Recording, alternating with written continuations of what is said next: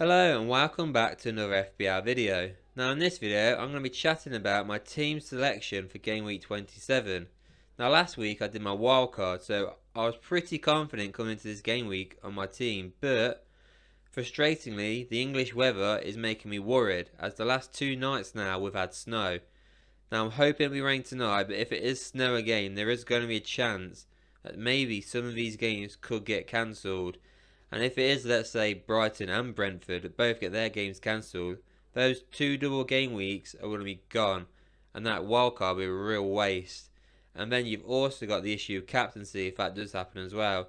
Do you want to go for a single game week player from a Brentford or Brighton player, or are you going to go for an Arsenal or Man City player? It could be absolute chaos, so I'm not going to be confirming my team until right to the deadline this one, but yeah, it's definitely something I've got to think about. So then, before we do go through my team selection for 27, let's look at how I got on in 26. Now obviously you've already seen it, but yeah, I got 57 points in total. I did activate the wild card, so 57 points off that wild card compared to most other people I think is pretty decent, to be fair, which is probably why I got a nice green arrow in the end. Now obviously if I kept my team the week before, I would have had those 3 Liverpool players that I had: Salah, Gakpo and Robertson. Of course, they all managed to contribute to goals and assists, which is a little frustrating, but I'm not going to get it right every week, I suppose. So anyway, my goalkeepers, then Kepa I went for instead of Raya. I was really confident Chelsea could keep a clean sheet against Leeds, and I was bang on there, so happy with those 6 points. I did say I wanted Reece James as well, but obviously just because of that hamstring injury, he was ruled out, so I had to change my plans.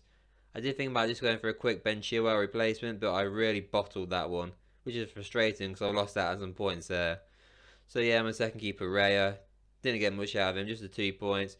Wasn't expecting a lot, to be honest, from Brentford, because I think Fulham are a really good team, so I was expecting them to score, so no surprise there. With my defence, my Newcastle defenders on the bench there, just 1 point in total. Weren't expecting much there.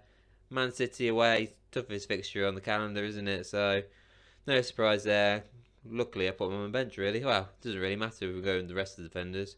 So next one up is Zinchenko. What the hell happened to Arsenal? I thought Zinchenko in my team, guaranteed clean sheet and maybe a bonus point if I was lucky, but at least an assist. No, they went 2-0 down. Could not believe it. Absolute stinker from that Arsenal defence. They were lucky they managed to come back to win, but that defence was awful to concede that. Henry, I mean, again, like I said about Raya, wasn't expecting much from Brentford, if I'm being honest. So, yeah, unfortunately, that last minute goal has cost me 2 points in the end, but it is what it is. But finally, look at that, Veltman, 13 points. What an absolute beauty. This is the only reason why I've got a green arrow.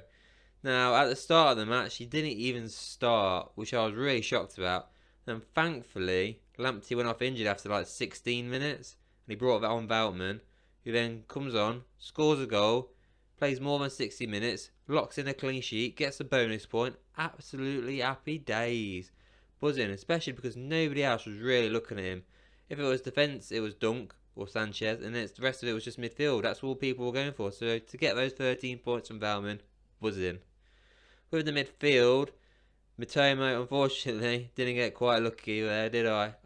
It was him or Rashford who was going to be starting my team. That's what I was debating just before the deadline, and I bottled it big time. I decided to go for Rashford because he was in form, even though I wasn't actually confident. Cause Derby game against Liverpool, you never know what's going to happen. I wasn't expecting 7-0. I was expecting more than 0-0.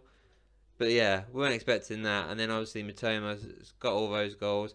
So frustrating. I could have had all 3 Brighton players perform, and in my team I just missed out there. So absolutely gutting there. But like I said before, I can't get it right all the time. It's just, just imagine if I had those points where I would be now. But it is what it is. So like I said, I had Rash in my team. What the hell happened to United? 7-0, absolute stinker. Didn't even get a goal. I think that's even the worst thing about it. We've been battered by Man City before, but we've got a couple of goals, haven't they? So to get nothing, I was shocked. And even more frustrating, he could have been on my bench as well, but I decided to put him in my team just because of how good he's been. But you know, it is what it is. Arsenal boys, I had Odegaard as my captain. He was my differential. I thought, you know what? he's going to do something against Bournemouth. Last time I watched Arsenal Bournemouth, he was brilliant. He was brilliant against it. He had the most shots in the Premier League in a single game, I think, this season, and he didn't score. How frustrating is that? Even that last minute goal Arsenal scored, I was praying that they were going to give him that assist from that corner. But unfortunately, that didn't happen, and unfortunately, the gamble didn't pay off. Just imagine if I went for the guy next to him, McAllister, that would have been beautiful, but no, didn't happen. And of course, Saka, same thing. First time he's in my team, doesn't perform, 2 points. But you know, that was a big shock that game was, to be honest. I think everybody expected Arsenal to win that game. They did win, but only just. But nobody was expecting that. I think we were all expecting like a 4-5-0 kind of win, but yeah. Then finally, McAllister, absolutely buzzing about this one. I decided to go for McAllister and Matoma instead of having one or the other and March. Really happy with that. Obviously, the Matoma things didn't matter because he didn't even play because he was on my bench. But yeah, McAllister, brilliant. I couldn't believe it. I put him in my team. I thought, you know, if he gets a penalty, he might take it and he'll probably score. And guess what? He got the penalty and he scored and he got an assist and he got 3 bonus points. Perfect. Absolutely perfect. Bit worried now about the double game week. How will he continue the form? But 14 points. Really happy with that. Absolutely buzzing. And then finally, strikers. I mean, Haaland, he got an assist. Not too bad. He got a yellow card, so he ended up with 4 points. But he's so highly owned. He's just completely irrelevant. Let's face it. He's just irrelevant. He's just, you got to have him in your team because next game he'd score 3-4 goals and you'd be poops basically. So yeah, just the 4 points from Haaland. Harry Kane, I mean, what the hell's going on with Spurs right now? That's just been awful the last couple of games. Now I thought he was going to score the weekend, that's why I put him in. But yeah, absolutely shocking. It's just the whole team. I have no idea why Spurs do this. They look good on the odd game. You think they're going to get top 4 and then boom, they're awful, absolutely awful. I was so shocked with that result against Wolves, but hopefully he'll score the following week, but we'll see. Then finally, Ivan Toney. We're coming into a double game week, and he's just scored a penalty just before it, which is making us all bite our lip, thinking should he be our captain? But yeah, 8 points. Really happy with that. No word yet on his suspension when it will be, so hopefully he'll play in the game week 27. But yeah, brilliant performance for Toney. He was on for 3 bonus points, but right at the end he lost it and got 2 in the end. But yeah, really happy with that in the end. So yeah, 57 points in total. Really happy with that. Right then, so here's my team then for game week 27. And in goal, I have gone for Raya ahead of Kepa. Not really much of a surprise there, is it? Kepa, yes, he's got Leicester away, which is a tough fixture to be fair. And I can see Maddison doing some damage there. So I don't see him getting a clean sheet there. Whereas Raya, he's got 2 games. He's got double game week. And they're against Everton away and Southampton away. Everton, they really struggle to score. Southampton don't have a prolific goal scorer either. Those are 2 nice games. 18th and 19th in the league. Both of them are. It feels like they can get 2 clean sheets out of it. Whether they will, I doubt it. I think they'll probably get 1. But even then, if they get 1, you're looking about a 9 pointer there for Raya. So it felt like an easy option, that one. Right then, so on to the defenders then, which is a little bit harder than the goalkeeping situation. So first up, Veltman, brilliant last week. He's got double game week now. Leeds away, Crystal Palace at home. Leeds away, I don't think they've really got a goal scorer really right now. Bamford is back, but he's not back if you know what I mean. He just doesn't seem the same player. Crystal Palace, I mean, they've got Zaha, who's a bit of a threat, but Eze and Elise as well, I'd be a bit worried about. But apart from that, I don't see a threat anywhere else from that team. I can see, again, do I think they'll get 2 clean sheets? No. I can see at least 1 again in this one, so that could be another potential 8-9 pointer there for Valman, which is nice. Next up is Henry. Now, again with Raya, it's double game week. 2 good fixtures because I don't think they're going to score goals or a lot of goals. Like I said before, I can see it going to be a clean sheet there, so I'm hoping there for another 7 pointer, 8 pointer for Henry. So that'd be really nice. So if all this works out, I'm looking good so far. And then finally, my last defender I went for was Trippier. I went for him instead of Burn and Zinchenko. I feel like Zinchenko out of the three defenders has the tougher fixture. Fulham away, they've got Mitrovic who can score goals. They've got other players that can create. I think they'll. I wouldn't be surprised if they get a clean sheet to be fair Arsenal now, but them or Wolves at home. I think Wolves at home is the safer bet. Obviously, then it's between do I go Dan Burn or do I go Kieran Trippier, and obviously, I feel like that one's a no-brainer. Midfielders now then. As you can clearly see, I've got Odegaard on my bench. Now, he's currently flagged up with an illness at the minute, so that's why he is on my bench. As yesterday, he was actually in my starting team. It was Saka on my bench. Now, the reason why I want to go for Odegaard instead of Saka is just purely based on the fact that everyone is going to be starting Saka. And what they're going to do is they're going to drop Martinelli and they're going to drop Odegaard. One or the other, or both, depending on if they have them. And it's a bit boring, so I want it to be a bit different. I'm not expecting much if I'm being honest, because Fulham away is a tough fixture. So I reckon they'll both just get 2 points, but knowing my luck, it doesn't matter which player I pick, the one who's on the bench is going to score the goals. That's what's going to happen. It just seems to always happen right now. It's a bit annoying. But yeah, that's what I'm thinking there. My other midfielders, I've got Rashford starting. United have got Southampton at home. That's a nice fixture to have. Obviously, they've just been spanked by Liverpool 7-0, so hoping for more of a reaction from United. They gave one in midweek against Real Betis.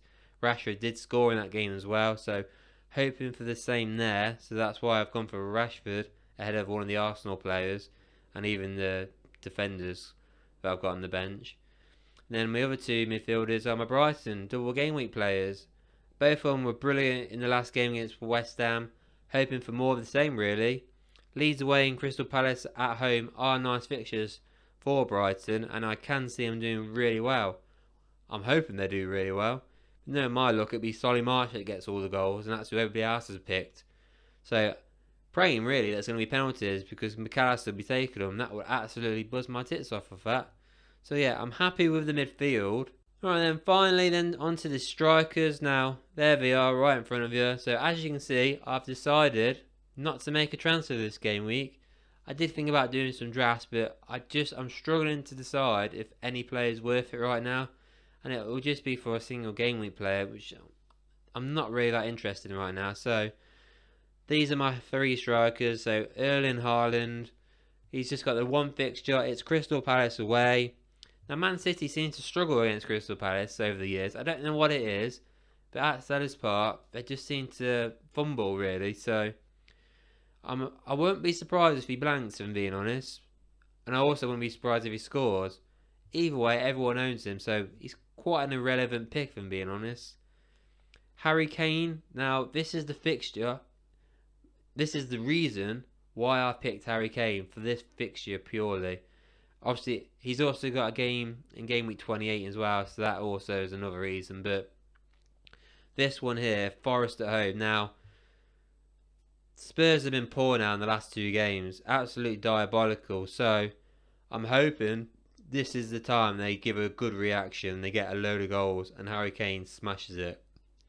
A bit annoying that everybody else. I feel like everybody else has got him. So, might not do too much for me, but you never know. But I reckon he will score in these games, or this game anyway. And then finally, I've got Ivan Toney. Now, currently he is my captain, but that is not confirmed at all. Like I said about weather issues, we don't know who's going to play, if any games get cancelled. Hopefully, obviously, it rains tonight, and that doesn't happen at all.